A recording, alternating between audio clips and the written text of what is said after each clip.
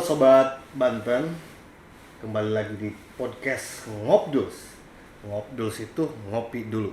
Nah, hari ini kita akan mengupas tuntas soal hubungan industri, yang bagaimana juga kita tahu bahwa Banten ini sebagai lumbung industri yang cukup besar di Indonesia.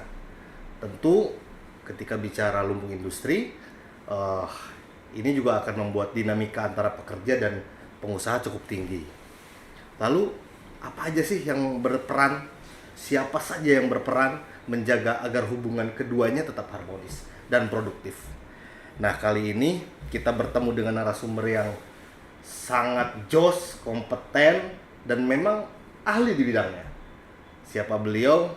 Mari kita sambut dengan riang dan gembira Bapak Kabid Hubungan Industrial. Assalamualaikum Bapak. Waalaikumsalam. Apa kabar? Baik, Ali. Alhamdulillah. Pak Haji, setelah kita menjadwalkan berulang-ulang, alhamdulillah ternyata kita bisa ketemu juga ya Pak. Ya, alhamdulillah.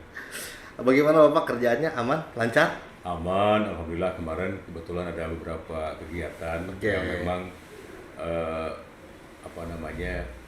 harus banyak waktu gitu ya. Ya, betul. Sehingga saya mohon maaf belum bisa meluangkan waktu untuk rencana. Nggak apa-apa Pak, podcast yang kan juga sebagai sarana informasi. Seyogianya memang kita akan menginformasikan dalam waktu yang memang kita kehendaki. Artinya memang ketika waktunya rineh lah bahasa kita Jawa gitu. Iya, betul. Nah Bapak, bisa diperkenalkan dulu biar masyarakat Banten ini tahu siapa sih sebetulnya ini narasumber kita yang kompeten ini, yang masih terlihat fresh lah gitu. Mangga Bapak. Baik, fresh pada zamannya ya. Fresh pada zaman. Baik, terima kasih. Assalamualaikum warahmatullahi wabarakatuh. Salam. Perkenalkan masyarakat Banten, saya Muhammad Takwim. Saya Kepala Bidang Hubungan Industrial dan Jamsostek pada Dinas Tenaga Kerja dan Transmigrasi Provinsi Banten. Saya menjabat pada kabin ini sejak Mei 2023. Jadi 2 tahun lebih saya bersama-sama mengabdikan diri pada Dinas Tenaga Kerja dan Transmigrasi Provinsi Banten. Ini luar biasa teman-teman. Jadi memang Bapak ini sudah cukup malang melintang ya di dunia perindustrian, sehingga beliau juga kemudian oleh Bapak Gubernur didapuk sebagai kabid. Ini sangat luar biasa. Nah Bapak, ini pokoknya saya senang banget sih ketemu Bapak. Ada banyak sekali pertanyaan yang memang ini hubungannya dengan industrial. Tapi kayaknya lebih enak kita minum dulu Bapak biar nggak tegang-tegang begitu. Iya. Kok saya kayak jadi tuan rumah ya? Gitu ya. Terima kasih. Kita relax saja Pak. Oke. Ini ngomongin industri ini pasti kita akan bicara soal ada pekerja, ada pengusaha ya Pak. Pasti ini tuh akan terjadi, kadang-kadang kita akan terjadi clash begitu ya. Tapi kita nggak sedang ngomongin clashnya, tapi sebetulnya saya pengen tahu aja sebetulnya ini kok ada bidang HI ya, hubungan industrial. Sebetulnya bidang HI itu dia tugasnya apa sih Pak? Fungsinya apa begitu? Biar masyarakat tahu nih. Apa tuh Pak? Oke, baik. Hubungan industrial ini adalah kita memfasilitasi, memberikan pembinaan terhadap harmonisasi ya. Demi terciptanya harmonisasi antara pekerja dengan pengusaha. Di mana pekerja butuh sejahtera, kerja dengan baik, dan pengusaha juga ingin berinvestasi dengan baik. Dalam perjalanannya memang namanya hubungan antar manusia, antara pekerja dan pengusaha, ada pasang surut lah ya. Ada pasang surutnya. Jadi namanya hubungan itu dinamis gitu ya, tidak stagnan. Ketika ada potensi-potensi konflik, potensi-potensi perselisihan, itulah yang kita coba minimalisir. Kita coba berikan pemahaman kepada para pihak tersebut, sehingga konflik itu tidak meluas, tidak menjadi besar, dan tidak merugikan kedua belah pihak. Seperti itu pada pada prinsip dasarnya. Berarti yang saya tangkap adalah bagaimana kemudian bidang HI ini sebagai bidang yang memang bertugas untuk mengharmonisasi agar memang tidak terjadi clash ya tadi Pak ya. Iya. Tidak terjadi clash bahwa kemudian masyarakat Banten butuh kerja dengan tenang, dengan nyaman. Iya. Kemudian juga pengusaha dia datang untuk berinvestasi juga dengan nyaman. Betul. Jadi ternyata memang cukup sentral sobat-sobat.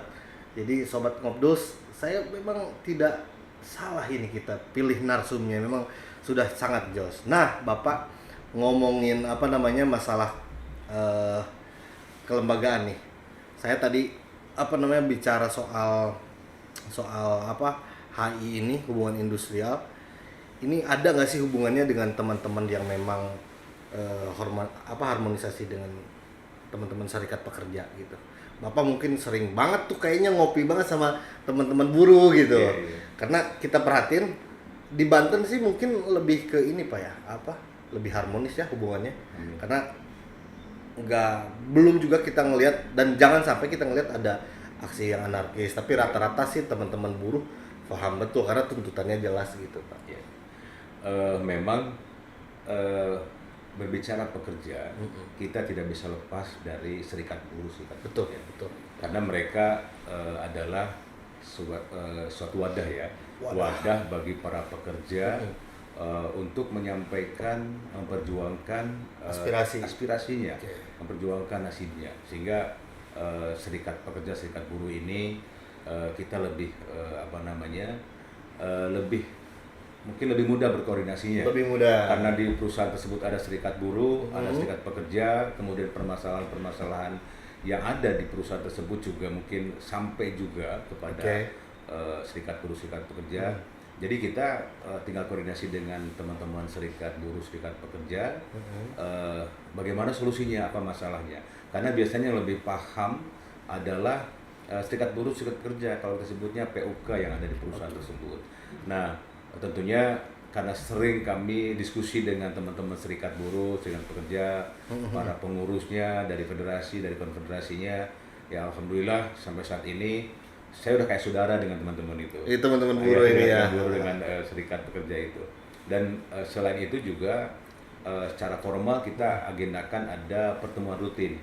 Oh, dengan teman-teman serikat pekerja ya. Jadi teman-teman serikat yang tergabung dalam Dewan Pengupahan maupun lembaga kerjasama tripartit, ya, itu ada unsur serikatnya, ada unsur pengusahanya, dan juga pemerintah. Jadi tidak hanya saja kita bertemu dengan teman-teman serikat itu pada saat mau penentuan upah provinsi maupun kabupaten kota maupun sektoral, tetapi setiap bulan kita jadwalkan diskusi bareng gitu ya.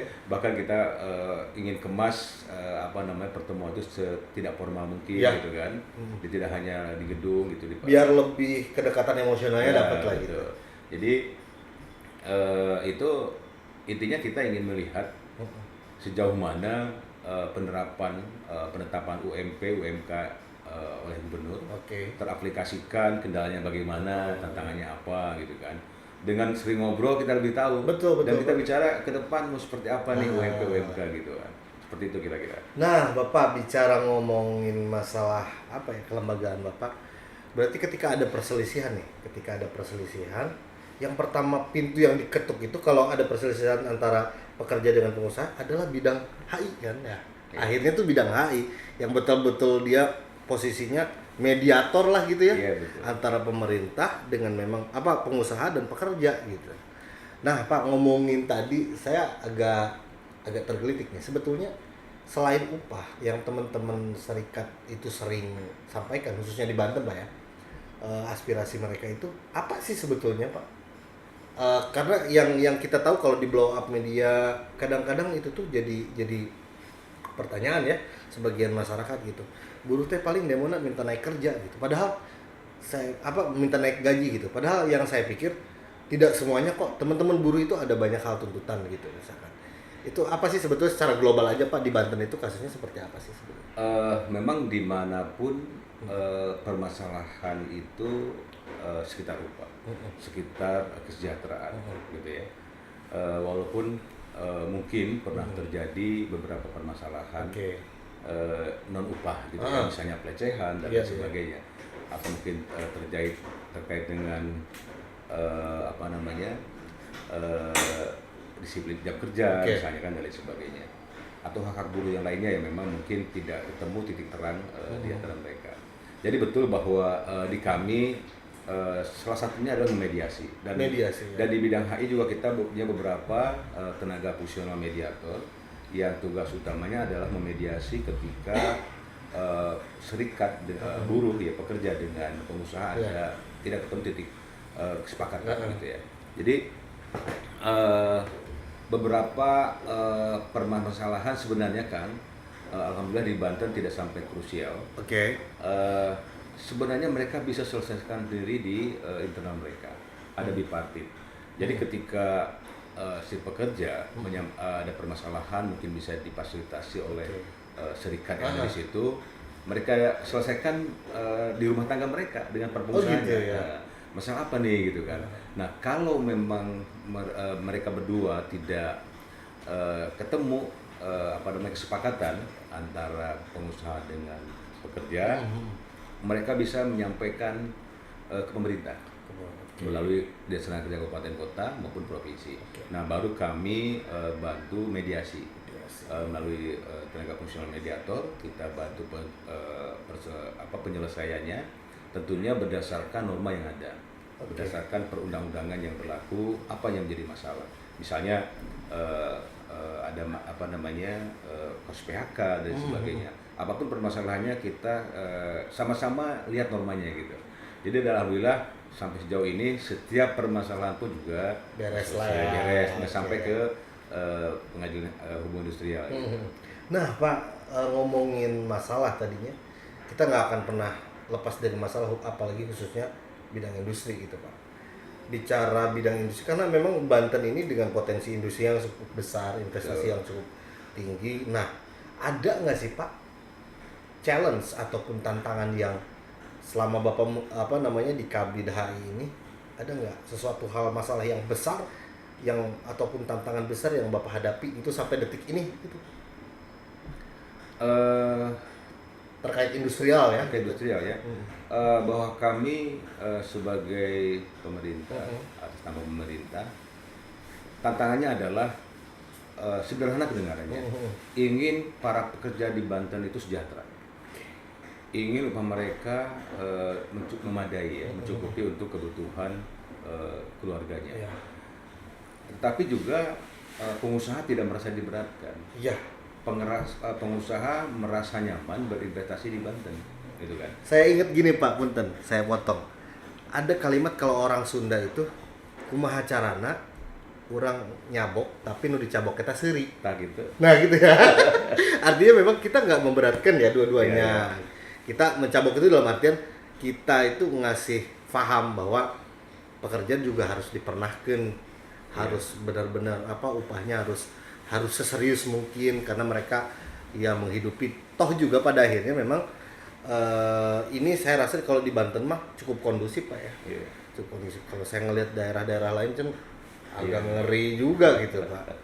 Nah ini mungkin juga sobat-sobat jadi berkat HI ini yang terus melakukan konsolidasi agar kemudian hubungan antara pengusaha, pekerja dengan pemerintah juga tetap baik-baik saja. Betul. Tidak hanya terlihat baik-baik saja, tapi artinya memang aslinya memang baik, gitu baik gitu kan. Nah, bicara juga industri, bicara pengusaha, bicara pekerja, kita pasti bicara jam sostek sih Pak. Yeah. Nah, ada nggak sih keterkaitan dan keterikatannya dengan bidang HI gitu? Ya, karena salah satu adalah perlindungan terhadap pekerja, terhadap buruh. Jam sostek tersebut juga otomatis menjadi fokus kita, menjadi tugas pokok fungsi kita. Bagaimana perusahaan mampu mendorong atau mengikutkan seluruh pekerjanya menjadi anggota jam sostek naker ya, jaminan sosial tenaga kerja. Jadi bahkan beberapa waktu yang lalu dari pihak BPJS Ketenagakerjaan itu memberikan apresiasi kepada para pihak perusahaan khususnya yang besar keterlibatannya, yang besar progresnya terhadap pelindungan para pekerjanya, gitu ya.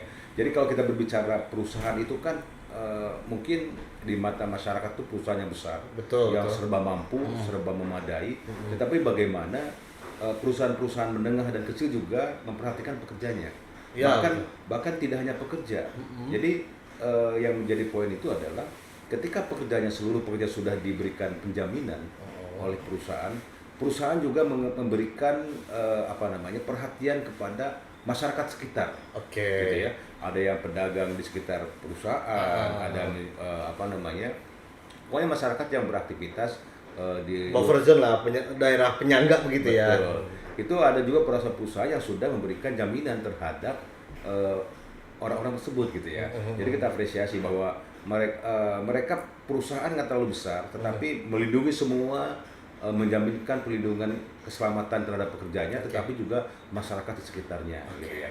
Nah makanya kemarin BPJS Ketenagakerjaan memberikan apresiasi, memberikan reward terhadap perusahaan-perusahaan tersebut dengan Partner Award ya, di momen Partner Award. Dan setiap tahun mereka masukkan itu, nanti dari Banten juga akan kita kirim ke nasional. Jadi itu juga tidak hanya di perusahaan, pemerintah juga sama, pemerintah daerah, kabupaten kota gitu kan. Kemudian pemerintah desa juga yang memang mereka ada kepedulian yang tinggi terhadap perlindungan pekerja dan lingkungannya, gitu ya. Karena ada sosialnya tuh belakangnya tuh. Karena gini, masyarakat itu kan di kita itu masyarakat kerja formal dan informal. Ketika masyarakat kerja informal yang kita kenal dengan pekerja dengan bukan penerima upah. Nah itu mereka siapa yang melindungi, gitu kan. Sementara mereka juga butuh perlindungan terhadap dirinya dalam ketika bekerja, kemudian ketika mereka mengalami kecelakaan kerja, kemudian misalnya kematian dan sebagainya. Di kita kan tahu sendiri kebiasaan ketika orang meninggal harus diurusi dan sebagainya. Ya betul Pak, betul. Anggarannya juga cukup besar. Ketika mereka tidak tahlil itu, tahlil dan sebagainya lah. Ketika mereka tidak punya penghasilan, mereka cari kemana-mana kan gitu ya. Jadi beban. Akhirnya nggak hutang kan dia ke sini gitu ya. Dan termasuk ini, ketika dia bekerja terjadi kecelakaan kerja. Dia sudah tidak mampu memproduksi, tidak produktif gitu ya, tidak mampu menghasilkan uang. Sementara dia juga butuh perawatan, pengobatan. Keluarganya makanya dari mana? Iya betul. Nah dengan adanya BPJS Ketenagakerjaan ini, mudah-mudahan yang tadi bisa tertangani, bisa diminimalisir paling tidak gitu ya.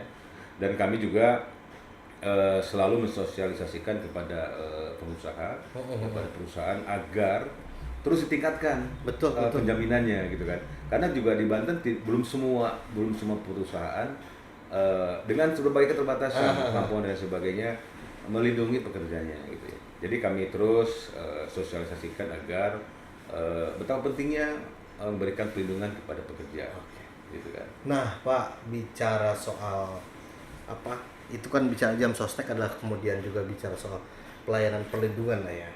Nah, ada nggak sih sebetulnya dari Dinas Ketenagakerjaan Provinsi Banten membuat inovasi, misalkan semacam mendigitalisasi HI. Ketika ada pengaduan dari pekerja, mereka nggak usah repot-repot harus datang gurudug gitu ya. Mereka cukup datang, misalkan cukup hotline WA, misalkan Pak, saya mengalami perundungan, misalkan atau kekerasan verbal dan lain-lain gitu. Nah, ada nggak inovasi-inovasi itu?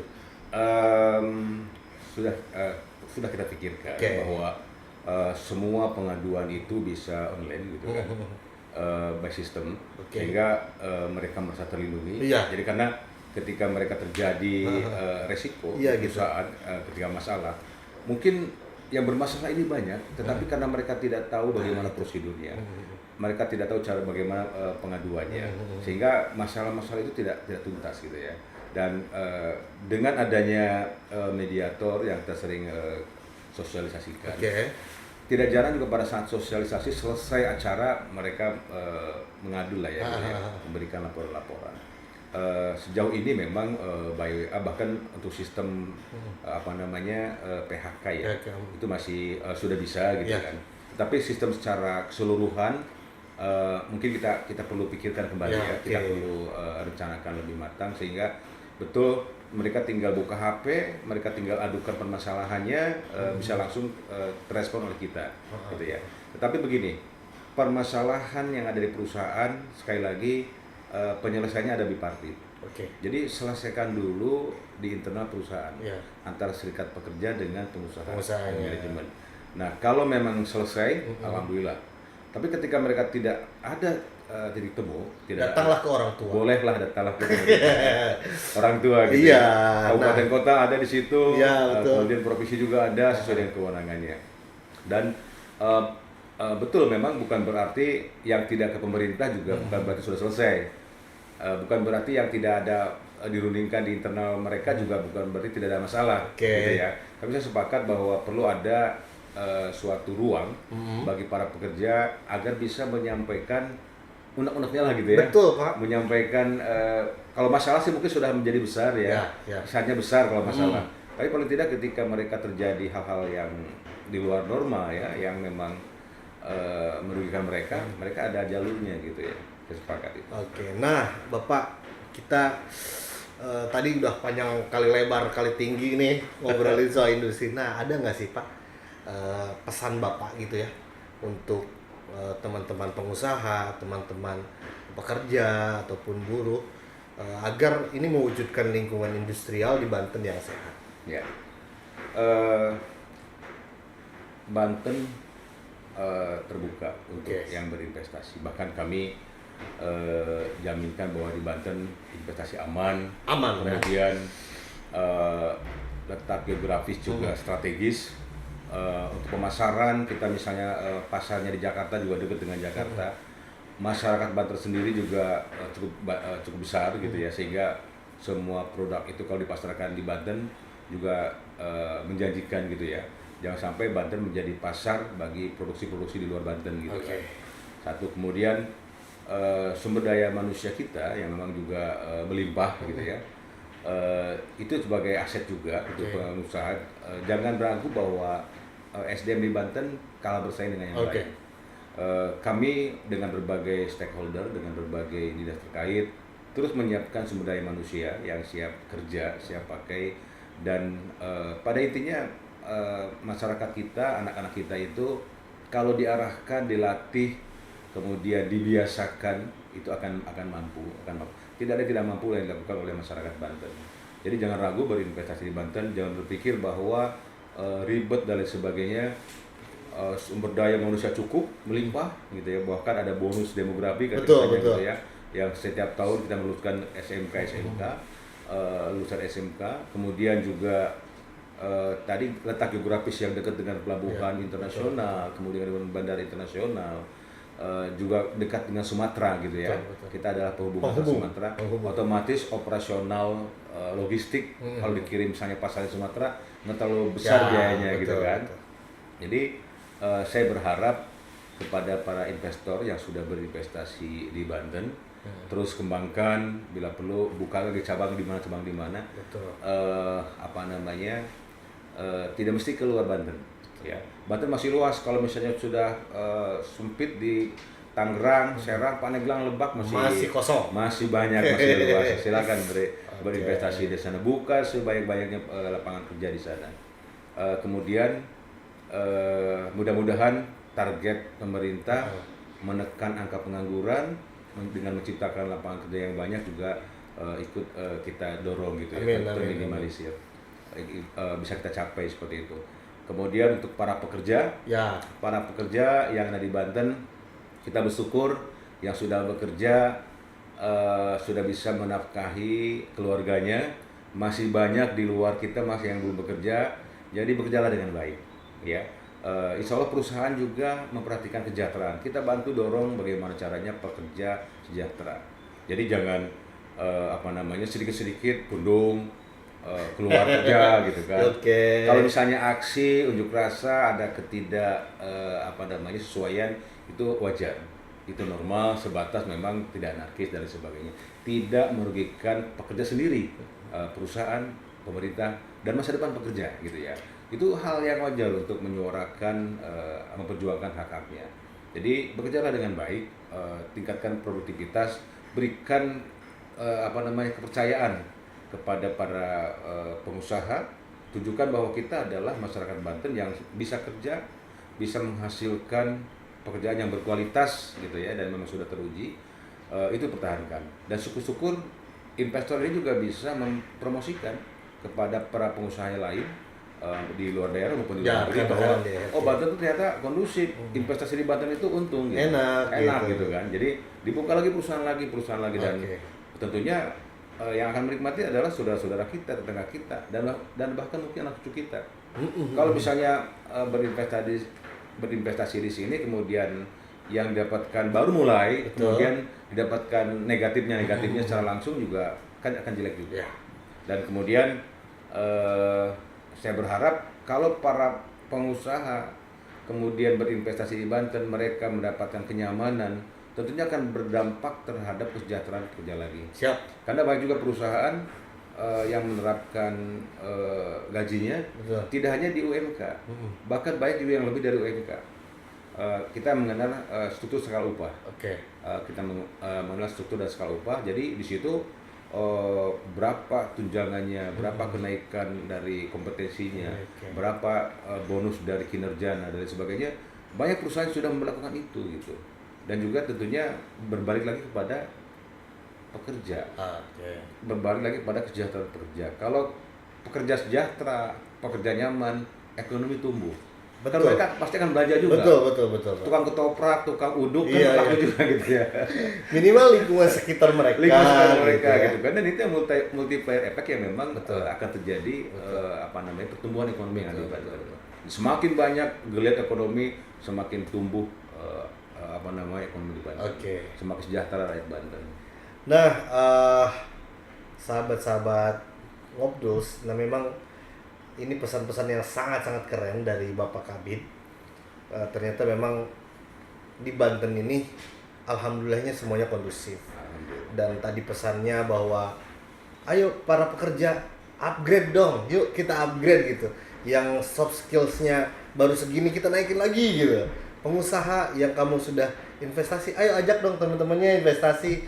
Kita masih banyak lahan-lahan yang bisa kita garap. Dan memang di Banten cukup strategis juga nyaman.